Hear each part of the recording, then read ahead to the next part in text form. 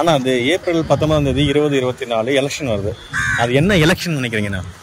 MP election member of parliament. எதுக்காக நான் இது எம்பி எலெக்ஷன்? பிச்சைக்கார நாய் கேக்குது மாதிரி ஒரு கேள்வியை.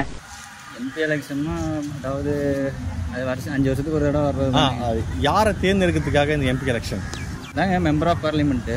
இல்ல அதான் எம்பில சேர்ந்து என்ன பண்ணுவாங்க, எதுக்காக இந்த இப்போ எம்எல்ஏ ஓட்டுலாம் போடுறோம், சீஃப் மினிஸ்டர் வச்சு எம்எல்ஏக்கு முன்ன உயர்ந்த பதவி எம்பி. ரைட். அதானே இப்போ எம்பிக்கு ஓட்டு போடுறோம்ல, ஓட்டு போட்டு என்ன நடக்க போகுது, எதுக்காக இந்த எலெக்ஷனே வைக்கிறாங்கன்னு கேட்கறாரு. கேட்கறான் பாரு கேரப்பாய மாதிரி ஒரு கேள்வியை. இப்போ ஏப்ரல் 19 நீங்க ஓட்டு போடுவீங்களா? எதுக்காக ஓட்டு போட்டு போறீங்க? ஒரு குடிமகன் காட்டுறதுக்கு தாங்க. ரைட்டு, நம்ம குடிமகன் காட்டுறதுக்காக கண்டிப்பா நம்ம ஓட்டு போடணும், அதுல எந்த விதமான மாற்று கருத்தே இல்லை.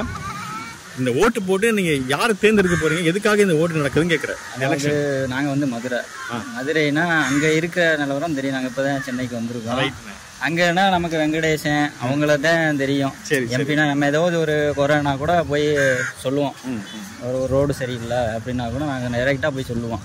அதே இப்போ அலங்காநல்லூர் ஜல்லிக்கட்டு இது வந்துச்சுலங்க, இப்போ கட்டினாங்க நூற்றாண்டு இதுன்ட்டு, அதுக்கெல்லாம் அவர் தான் வந்தார். அவர் தான் வந்து கொஞ்சம் முன்னாடி நின்று நடத்தினார். அதை கொஞ்சம் பார்க்கறது தான், மக்களுக்காண்டி சேவை செய்யறதுன்னு தான் சொல்றாங்க.